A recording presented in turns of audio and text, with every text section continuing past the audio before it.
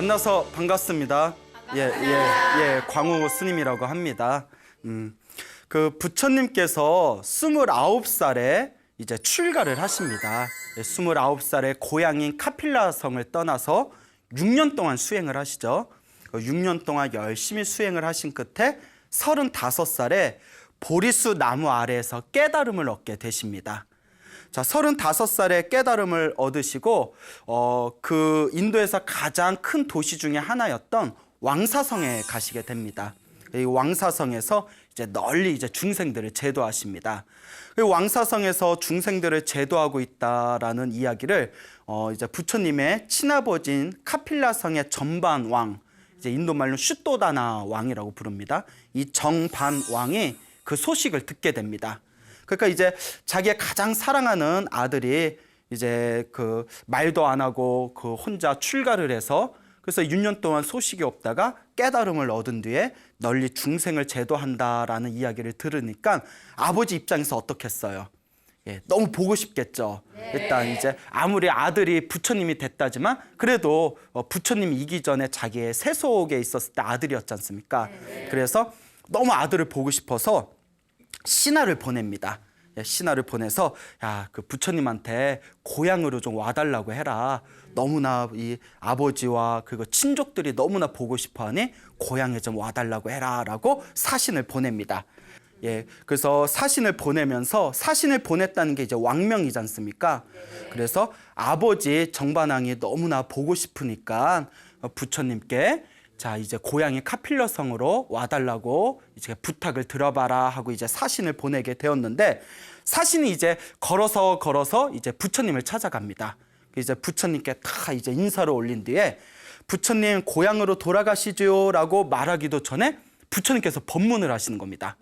다짜고짜 불법에 대해서 다 법문을 하시니까 그 자리에서 법문을 듣고 사신이 머리를 깎고 출가합니다. 너무나 불법이 좋아서. 그리고 부처님을 고향으로 모셔야 된다는 것을 잊어버립니다. 그러니까 부처님 밑에서 출가 생활을 하는 거예요. 그러니까 아버지 정반왕이 사신을 보내서 며칠이 됐는데도 아무 소식이 없으니까 두 번째 사신을 보냅니다. 야, 사신이 어떻게 됐는지도 좀 알아보고 그 부처님께 좀 고향으로 와달라고 부탁 좀 해라라고 두 번째 사신을 보냈는데 두 번째 사신도 이제 부처님을 만나 뵙게 돼요. 부처님께 인사를 드리고 아버지 정반왕이 고향으로 와달랍니다라고 이야기를 꺼내기도 전에 부처님께서 무엇을 하셨을까요? 법문을 하십니다. 예? 그 법문을 하니까 이 사신이 두 번째 사신의 법문을 듣고 마음의 감동을 받고 또 머리를 깎고 출가합니다. 예? 정반왕이 기다려도 두 번째 사신도 이제 소식이 없어요. 그러니까 이제 몇 번째 사신을 보내죠? 세 번째 사신을 보냅니다. 또 이제 세 번째 사신이 한참을 가가지고 왕사성에 도착해서 부처님께 이제 인사를 드립니다. 그러니까 또 부처님이 다짜고짜 무엇부터 하셨을까요? 법문부터 하세요. 이런 걸 보면 부처님이 법문 중독자인가 싶어요. 오자마자 법문부터 하시니까 세 번째 사신도 머리를 깎고 출가합니다. 그렇게 해서 정반왕이 몇 명의 사신을 보냈냐면 9명의 사신을 보냅니다. 9명이 전부 다 가자마자 머리를 깎고 출가를 합니다. 예. 그러니까 이제 정반왕이 이제 고민하다가 나중에 그 보냈던 9명의 사신들이 차례차례로 부처님의 설법을 듣고 모두 머리 깎고 출가했다라는 이야기를 듣고 기가 막혀 합니다. 근데 어떻게 보면 정말 부처님이 설법이 굉장히 위대하고 좋았나 봐요. 딱 그 사신으로 갔다가 법문 듣고 바로 출가를 하지 않습니까? 그러니까 이제 보다 못해서 왕이 깔루다이라는 그런 신하를 부릅니다. 이 깔루다이는 부처님과 어렸을 때부터 친구였다고 합니다. 부처님하고 동갑내기 친구였대요, 어렸을 때. 그래서 깔루다이한테 그대여 이제 믿을 사람은 그대밖에 없다. 그대는 내 심정을 잘 알잖냐. 너무나 내 아들이 보고 싶다. 그러니까 가서 부디 고향으로 꼭 데려오도록 자네가 힘을 써주게라고 부탁을 합니다. 그래서 깔루다이가 이제 왕하고 굳게 약속을 해요. 왕이시여, 저만 믿으십시오. 저는 절대 이제 속지 않고 반드시 제가 이제 우리 부처님을 고향으로 모시겠습니다. 그래서 또 한참을 가가지고 이제 부처님을 만나 뵙게 돼요. 그래서 부처님한테 딱 인사를 드리고 또 이야기를 하려는 순간 부처님이 설법을 하세요. 자, 깔루다이는 출가했을까요, 안 했을까요? 했어요. 눈치 빨라요. 예, 예. 복불복 중에 하나. 예, 예. 뭐 너무나 감동의 그 물결이 밀려와서 그 자리에서 출가를 합니다. 그리고 그 밑에서 열심히 수행을 해서 짧은 기간 안에 큰 깨달음을 얻게 됩니다. 근데 깔루다인은 항상 마음속에 왕과의 약속을 기억하고 있었답니다. 시일이 좀 지난 뒤에 싹 기회를 받다가 어느 좋은 날에 부처님께 다음과 같이 이야기합니다. 거룩하신 세존이시여, 저 고향이 카필라 성에서 부친이신 정반왕과 많은 친척들이 부처님을 기다리고 있습니다. 부처님이시여, 이곳에서 법을 펼치는 것도 좋지만 고향에 가셔서 인연 있는 사람들에게 또 법을 펼치시면 어떻겠습니까? 라고 이제 청을 합니다. 그러니까 부처님께서 비로소 당신이 고향에 갈 때가 되었다 느끼시고는 이제 바야흐로 제자들을 이끌고 천천히 왕사성에서 고향의 카필라성으로 이렇게 걸어가십니다. 그렇게 걸어서 2달이 걸렸다고 합니다. 그 제자들을 모두 이끌고 2달 동안 걸어서 이제 카필라성에 도착을 하는데, 부처님이 오신다는 이야기를 듣고 성 안에서 성대한 잔치가 펼쳐집니다. 이제 왕이 왕족과 귀족들을 데리고 직접 성 밖에 다 부처님을 기다리고 있습니다. 그 수많은 사람들이 뒤에서 부처님이 오시기만을 기다리고 있는데, 드디어 부처님께서 다 성에 오셨어요. 부처님께서 딱 성에 오셨을 때 부친이 나의 아들이여 이제 왔느냐, 얼마나 보고팠는지 아느냐 하면서 눈물이 글썽글썽거립니다. 근데 부처님이 엄청 시크하세요. 부처님이 뭐라고 하시냐면, 대왕이시여, 나를 더 이상 아들이라고 부르지 마십시오. 예, 예. 호적을 팠나? 나를 아들이라고 부르지 마십시오. 나를 이제 무엇이라고 부르십시오?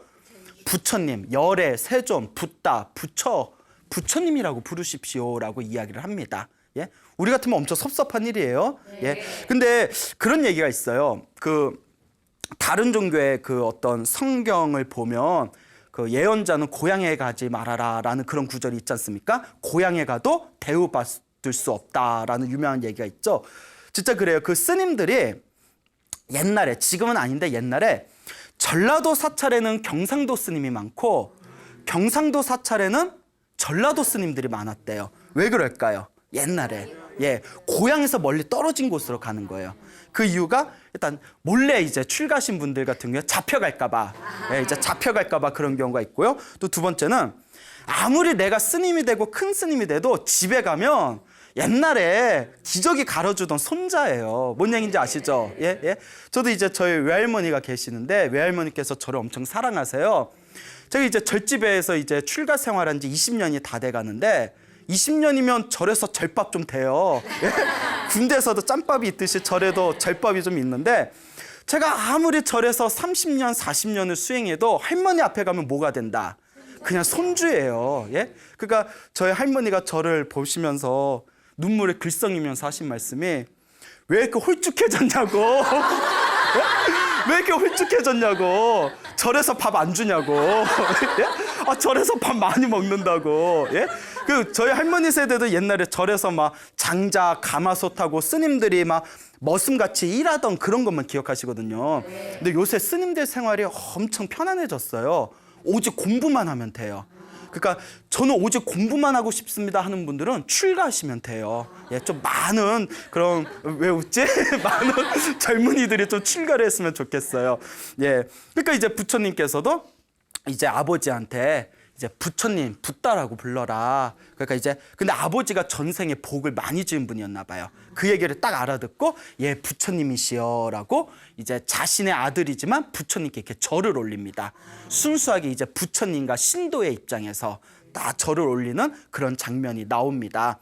부처님께서 이제 모인 당신의 아버지인 이제 왕과 왕족과 친척들과 모여 있는 수많은 사람들에게 법문을 하십니다. 딱 이렇게 법문을 하신 뒤에 이제 공양 시간이 되었을 때 이제 왕궁에서 부처님과 제자분들 모시고 이제 진귀한 음식을 올리려고 왕궁에서 아주 진수성찬을 차려놓습니다. 근데 부처님께서 제자들과 수백 명의 제자들과 다 일렬로 선 채 바루를 들고 집집마다 탁발을 하십니다. 우리로 하면 이제 걸식이죠, 걸식. 딱 바루를 들고 이제 탁발을 하시니까 우리 정반왕, 아버지 정반왕이 아무리 궁궐에서 기다려도 부처님이 오시질 않는 거예요. 야, 부처님이 어디 계시는지 알아봐라 했더니 신하가 왕이시여, 부처님 지금 밖에서 제자들과 함께 집집마다 돌아다니면서 탁발을 하고 계십니다. 깜짝 놀란 거예요. 아니, 동네 창피하게. 그렇잖아요. 왕의 아들이고 왕자였고 왕족인 부처님이 왜 멀쩡한 궁전에 집을 놔두고 왜 밖에서 탁발을 하냐, 이게 웬 집안망신이냐 하면서 밖에 몸소 나가십니다. 부처님이 이렇게 탁발을 하고 계세요. 부처님께 가서 부처님, 왜 탁발을 하고 계십니까? 왜 걸식을 하고 계십니까? 라고 질문을 던집니다. 부처님께서 다음과 같이 대답하십니다. 대왕이시여, 탁발은 우리 집안의, 우리 혈통의 법도입니다 라고 이야기합니다. 우리 혈통의 법도입니다. 그러니까 왕이 고개를 갸웃거리면서 부처님이시여, 우리 왕족 집안에서 탁발, 걸식을 한 사람은 아무도 없습니다. 우리 왕족 혈통에서 탁발과 걸식을 한 사람은 아무도 없습니다. 어서 궁전으로 오셔서 편하게 식사하시지요 라고 이야기를 합니다. 그때 부처님께서 다음과 같이 말씀하십니다. 제가 이야기한 혈통은 왕족의 혈통을 이야기하는 것이 아닙니다. 불교의 혈통을 이야기하는 것입니다. 부처님의 혈통을 이야기하는 것입니다. 부처님의 혈통, 불교의 혈통은 탁발, 걸식하는 것이 법도입니다 라고 대답을 하십니다. 그러니까 옛날에 여러분들 그 전설의 고향 같은 거 보면 스님들이 이렇게 바랑 짊어지고 집집마다 돌아다니면서 반야심경 쳐주고 이렇게 쌀 얻어오고 보리 얻어오고 하는 그런 내용이 나오잖아요. 네. 예, 그게 옛날부터 2600년 전부터 하던 방식은 틀리지만 부처님 때는 바리떼라고 큰 그릇 하나 들고 집집마다 돌아다니면서 신도들이 주는 음식을 하나 둘 모아서 그걸 이렇게 잡수셨다고 합니다. 예. 그런데 중요한 게 있어요. 옛날부터 이런 이야기가 있습니다. 아니, 왜 스님들이 사지육신 멀쩡한데 자기들이 이래서 먹을 생각은 안 하고 멀쩡한 사람들이 왜 이렇게 집을 돌아다니면서 먹을 걸 구하느냐. 충분히 그렇게 말할 수도 있겠죠. 근데 탁발과 걸식을 하는 것은 우리 불교 혈통의 법도라고 했지 않습니까? 그 이유가 무엇인고 하면 부처님께서 다음과 같이 말씀하셨습니다. 중생들로 하여금 복을 짓게 하기 위함이다. 예, 베풀잖아요. 스님들과 부처님한테 공양을 올리잖아요. 공양을 올린 중생들로 하여금 무엇을 짓게 하기 위함이다? 복을 짓게 하기 위함이다. 그렇기 때문에 탁발을 하는 것입니다. 부처님께서 다음과 같이 말씀하셨습니다. 그 인과응보의 법칙에 의하면 내가 지은 업은 내가 받는다 하지 않습니까? 베푸는 것을 보시라고 합니다. 보시, 베푸는 거. 보시의 공덕은 아주 강력하답니다. 그래서 축생, 짐승을 뜻합니다. 짐승에게 베풀면 다음 생에 100배의 공덕으로 돌아온답니다. 공덕이 100배로 돌아온대요. 예? 그러니까 축생한테 한 끼 식사를 주면, 짐승한테 한 끼 먹을 걸 주면 그게 내가 다음 생에 100일 동안 먹을 식량으로 돌아온다는 거예요. 예, 인과응보의 법칙에 의하면. 여러분들 집에 애완견 키울 텐데 여러분들, 예. 자, 그리고 악한 사람에게, 여기서 말한 악한 사람은 윤리 도덕을 잘 안 지키는 사람, 그런 약간 성품이 나쁜 사람에게 베풀면, 악한 사람에게 베풀면 1000배의 공덕으로 돌아온답니다. 1000배. 그리고 착한 사람에게, 윤리와 도덕을 잘 지키는 착한 사람에게 베풀면 몇 배 공덕으로 돌아온다. 그렇죠. 그 정도는 계산되시네요. 예. 예. 축생 1000배, 축생 100배, 악한 사람 1000배, 착한 사람에게는 10,000배 공덕으로 돌아온답니다. 그리고 우리 스님들 같이 머리 깎고 계율 지키면서 열심히 수행하시는 수행자에게 베풀면 수십만 배로 돌아온답니다. 수십만 배. 그리고 수행이 왕성돼서 번뇌가 사라진 깨달음을 얻은 성자에게 보시하면 그 공덕은 헤아릴 수가 없답니다. 예. 그러면서 부처님께서 이와 같이 축생에게 베풀어도 이와 같이 큰 공덕이 있는데 하물며 부처님과 수행하는 스님들께 공양을 올리면 얼마나 더 큰 공덕을 얻을 수 있지 않겠느냐. 그렇기 때문에 신도들에게 복을 짓게 하기 위해서 수행자는 탁발하고 걸식하는 것이다 라고 말씀하셨습니다. 그러니까 스님들이 막 이렇게 욕먹어가면서 일부러 신도들한테 밥 얻어먹는 게 다 누구들로 하여금 복을 짓게 하기 위해서, 그렇죠, 신도들로 하여금, 여러분들로 하여금 복을 짓게 하기 위해서. 그러니까 고마운 줄 알아야 돼. 예? 그러니까 스님들이 먹어주는 거 고마운 줄 알아야 돼. 예, 예. 그래요. 자, 이와 같이 우리가 부처님과 스님들께 베풀고 보시하고 무언가 올리는 것을 우리 불교 전문 용어로 공양이라고 합니다. 공양이라고 불러요. 여러분들 절에서 뭐 공양 드셨습니까? 이런 표현 들어보셨죠? 네. 공양이 원래 식사하셨습니까? 라는 뜻으로 지금 쓰이고 있지만, 공양의 원래 의미가 부처님과 스님들께 무언가를 올린다, 드린다라는 표현이 있습니다. 그래서 공양의 공자는 바칠 공자예요. 주다, 바치다, 공급하다, 이바지하다. 그래서 주다라는 뜻이 있습니다. 바치다. 그리고 양은 기를 양자예요. 기르다. 그래서 이걸 풀이하면 밖으로는 부처님과 스님들께 무언가를 바치고, 안으로는 그 공덕으로 내 선업과 복을 키운다, 기른다라는 뜻이 있습니다. 아시겠죠? 그래서 공양, 공은 바치고 바쳐서 그 공덕으로 내 복을 기른다라는 그런 뜻이 있다라는 것을 잘 명심하시기 바랍니다. 그래서 이 공양이라는 것이 그 후대에 이제 전해지면서 부처님과 스님들께 올리는 그 공양물을 상징적인 의미를 덧붙여서 6가지의 상징적인 의미로 새롭게 재해석하고 후대에 정형화된 것이 바로 육법공양입니다. 육법공양 들어보셨죠? 예, 또 표정이 예, 육법공양이라고 합니다. 육법공양이란 6가지의 법다운 공양이란 뜻입니다. 6가지의 법다운 공양. 그러니까 육법공양이니까 몇 가지로 올리는 거겠어요? 6가지겠죠. 6육이잖아요. 자, 6가지가 무엇을 상징하냐 하면, 자, 이 6가지가 첫째 이제 등입니다. 등. 우리가 흔히 초라고 하죠. 등, 초. 절에 가면 초 같은 거 올리지 않습니까? 또 부처님 오신 날 등 올리지 않습니까? 그러니까 등하고 초하고 같은 겁니다. 등, 등초. 두 번째가 향입니다. 향. 우리가 초도 올리고 향도 올리지 않습니까? 그러니까 등, 향. 그 다음에 세 번째가 꽃입니다. 꽃. 예, 꽃. 꽃이고요. 네 번째가 과일입니다. 예, 과일입니다. 그 다음에 5번째가 떡? 떡 드시고 싶으세요? 아까 쌀, 이제 나왔어요. 쌀이에요. 아는 게 쌀밖에 없으죠. 쌀하고 떡하고 같은 개념이에요. 떡을 쌀로 만드니까 이제 5번째가 쌀입니다. 자, 마지막 6번째 뭘까요? 차, 그렇죠. 차. 그래서 흔히 물을 올리죠. 물, 차 대신 물을 올리고, 그래서 이제 차, 청정수 해가지고 이제 물을 올립니다.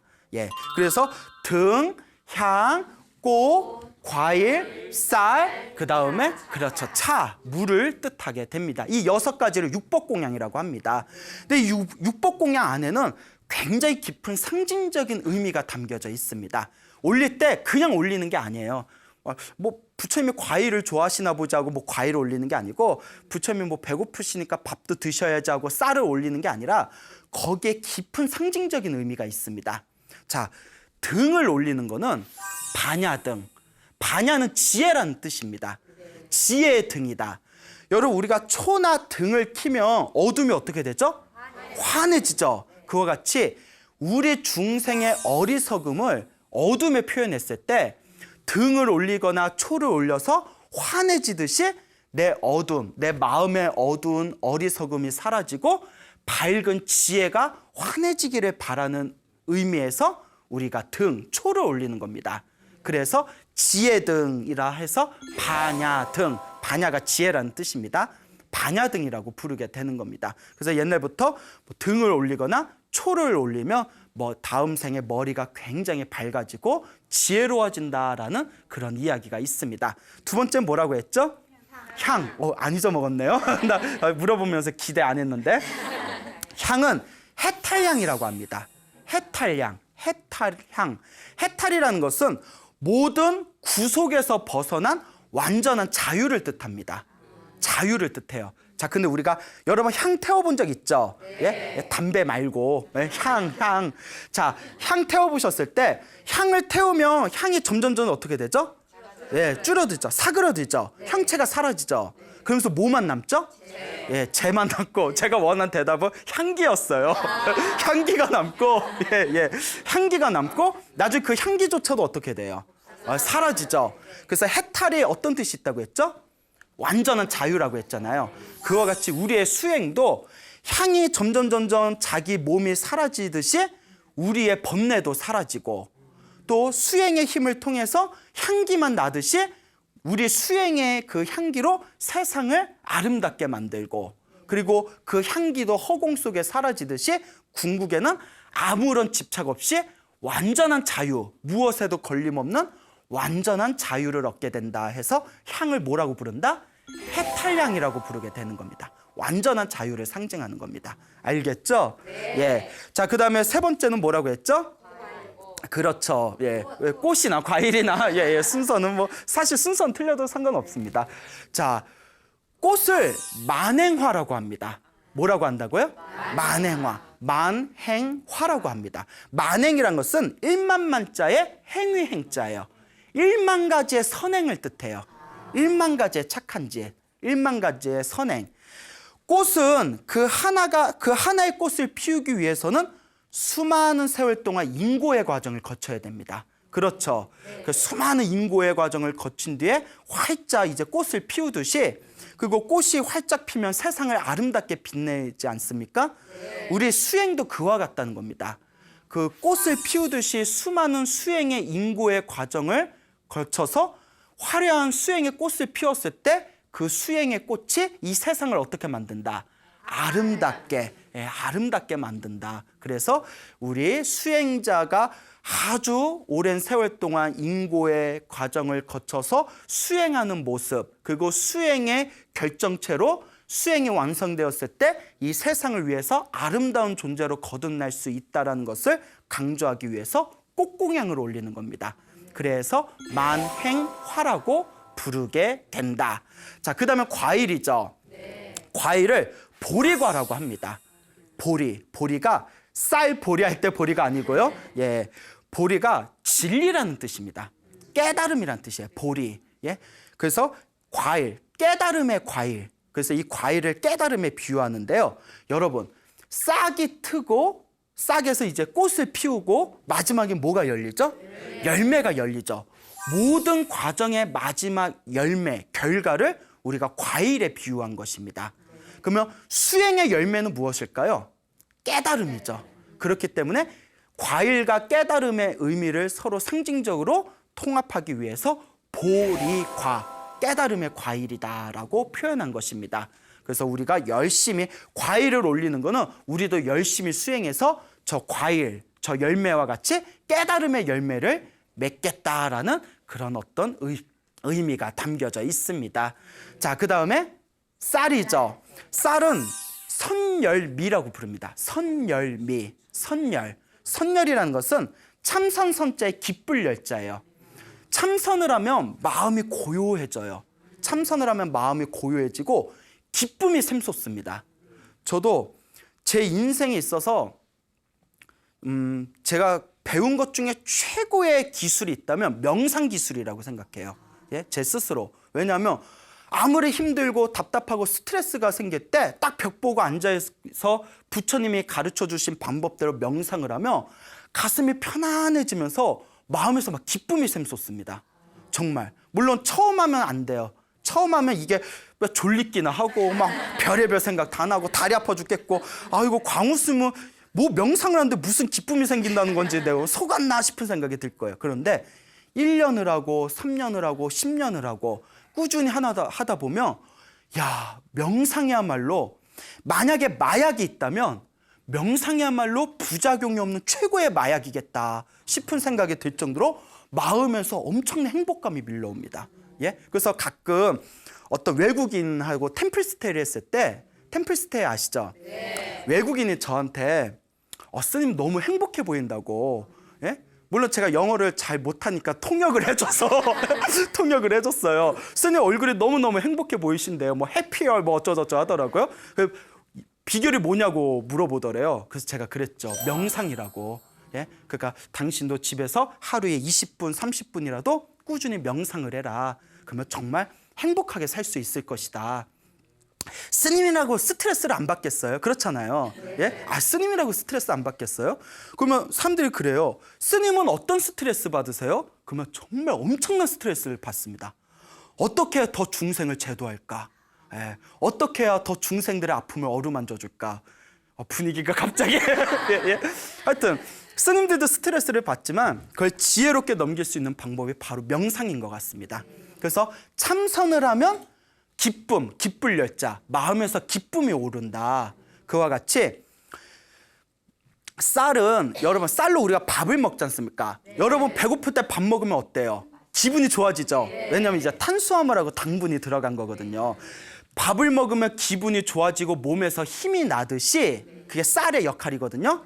참선을 해서 마음이 고요해지면 몸과 마음이 행복하고 건강해진다라는 의미가 담겨져 있는 게 선열미입니다. 알겠죠? 그래서 쌀을 부처님께 올릴 때 이 쌀로 중생들의 밥을 삼듯이 우리 수행자는 열심히 참선을 해서 마음의 밥, 마음의 양식으로 삼겠습니다라는 그런 의미가 담겨져 있는 겁니다. 그러니까 여러분들도 행복해지고 싶다면 집에서 하루에 20분, 30분이라도 명상을 한번 생활해 보시기 바랍니다. 분명히 탁월한 효과가 있을 겁니다. 그 다음에 마지막 6번째가 뭐죠? 차라고 했죠. 예, 차, 물이라고 했죠. 차를 감로차라고 부릅니다. 감로차 혹은 감로수라고 부릅니다. 감로는 신선들이 마시는 음료수래요. 신선들이 마시는 음료수. 그래서 신들의 음료수라고 부릅니다. 예, 그래서 이 감로수를 마시면, 감로차를 마시면, 이 감로를 마시면 모든 인간의 그 갈증이 싹 사라지고 무병장수하게 된다는 신선들의 음료수입니다. 그와 같이 부처님께 물을 올리거나 차를 올리는 거는 우리 중생들이 가지고 있는 번뇌의 갈증이 모두 다 사라지고 몸과 마음이 건강하여지다라는 발언이 담겨져 있는 게 부처님께 차를 올리거나 물을 올리는 의미가 된다라는 것을 잘 기억해 두시길 바랍니다. 알겠죠? 네. 그래서 이와 같이 우리가 부처님께 등초를 올리고, 등초를 올리는 건 내 지혜가 밝아지기를 발언하는 마음이고요. 향을 올리는 것은 내가 모든 구속에서 벗어나 해탈하기를 바라는 완전한 자유를 얻기를 바라는 마음이고요. 꽃을 올리는 것은 나 또한 이 꽃과 같이 인고의 과정, 그런 수행의 힘든 과정을 다 내가 완성해서 수행의 꽃을 피우겠다라는 의미가 담겨져 있는 겁니다. 과일을 올리는 것은 수행의 열매, 수행의 결과인 깨달음을 얻겠다라는 의미가 담겨져 있고요. 쌀을 올리는 것은 우리가 밥을 먹으면, 쌀을 먹으면 몸에서 힘이 나고 기분이 좋아지듯이 참선으로서 마음의 양식을 삼겠다라는 의미가 담겨져 있습니다. 그리고 물이나 차를 올리는 것은 내 모든 번뇌의 갈증이 사라지고 몸과 마음이 깨끗해지고 건강해지기를 바라는 마음이 담겨져 있는 게 바로 육법공양이 되겠습니다. 오늘 확실히 배우셨죠? 네. 부처님 제자 중에 신통제일이라고 불리우는 목련존자라고 있었습니다. 목건련이라는 스님이 있었어요. 이 목련존자는 신통이 너무나 뛰어났기 때문에 가끔씩 천상 하늘 세계에도 올라가고 밑에 있는 지옥에도 놀러 다니고 그랬대요. 예. 근데 어느 날 이렇게 천상 세계에 올라갔는데 하늘 세계를 다 구경을 하다가 하늘 세계에 있는 그 선녀들이 얼마나 예쁘겠어요. 그렇죠. 그래서 우리가 예쁜 미녀를 보면 선녀같이 생겼다 이런 표현 쓰잖아요. 선녀 본 적도 없으면서. 예? 근데 저기에 선녀가 한 명 있는데 유독 더 아름답고 몸에서 빛이 나더래요. 선녀들 중에서도. 그래서 신기해서 목련존자가 다 갔대요.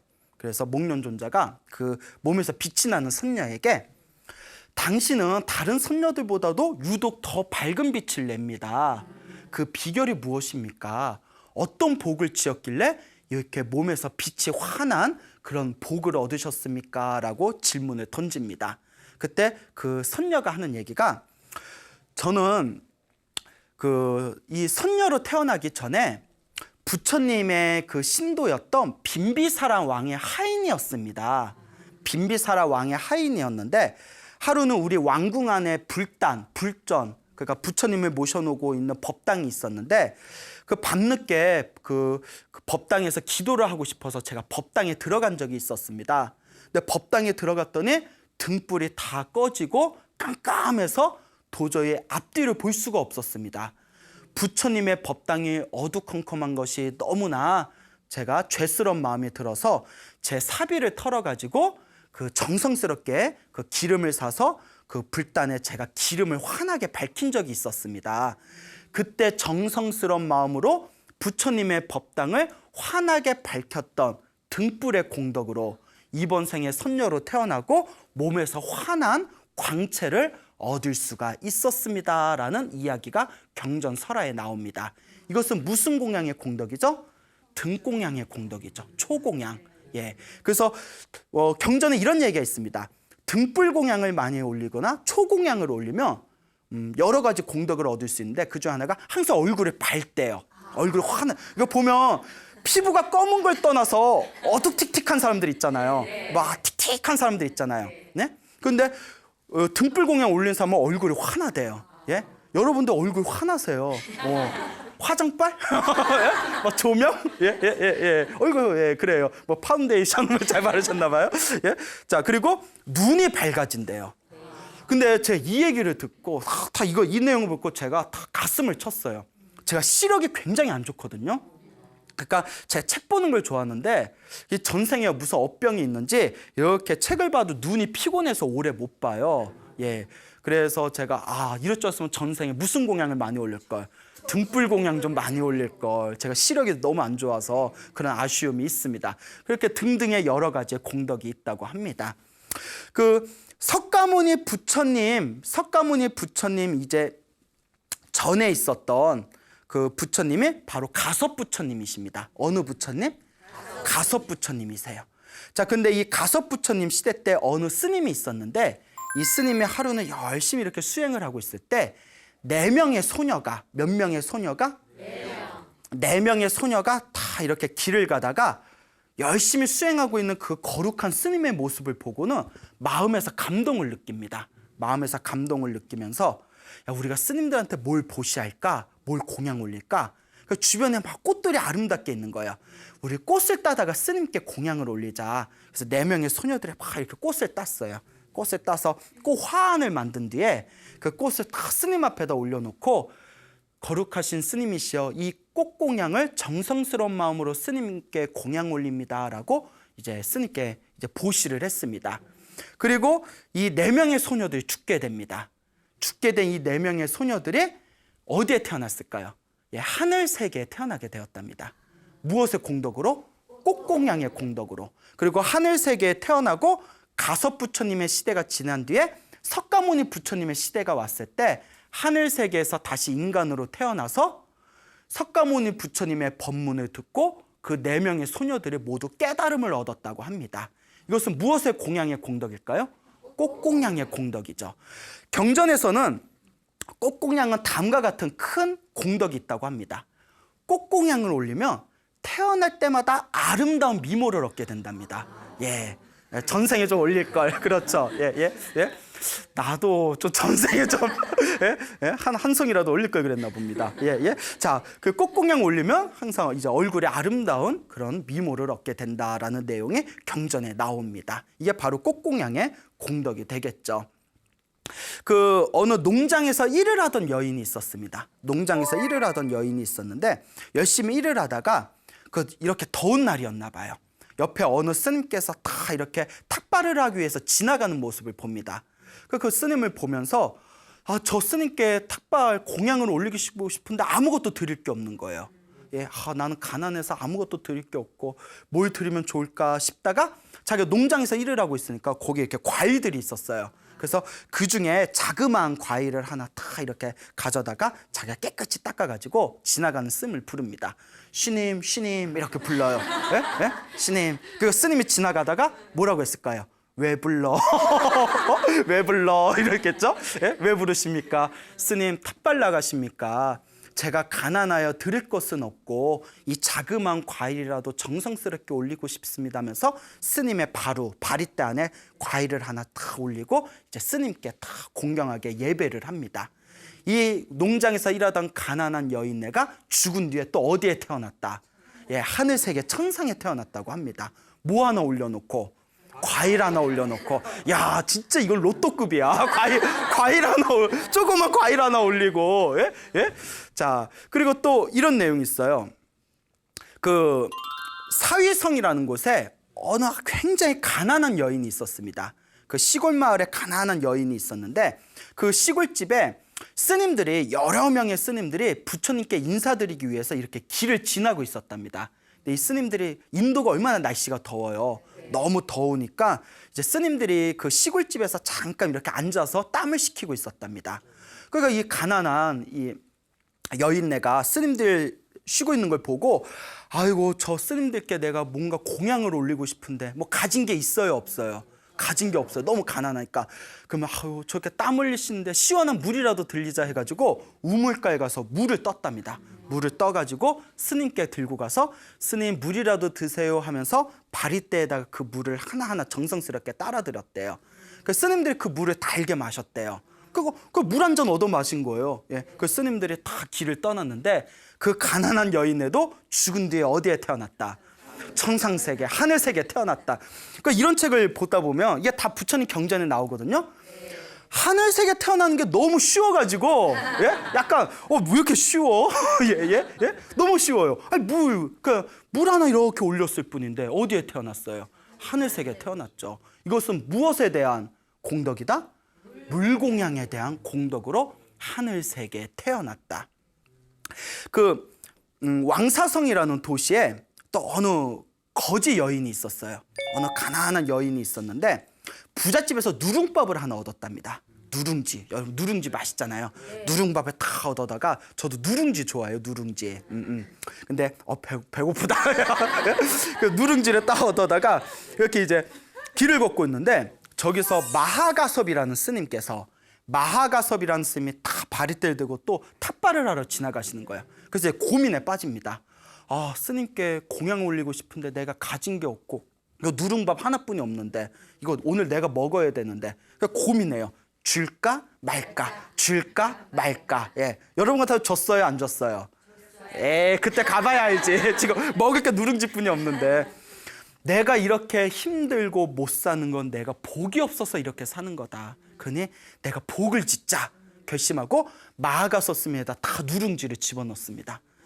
거룩하신 스님이시여 이 보잘것없는 누룽지라도 복을 짓기 위해서 제가 공양 올립니다 하고 다 이렇게 예배를 합니다.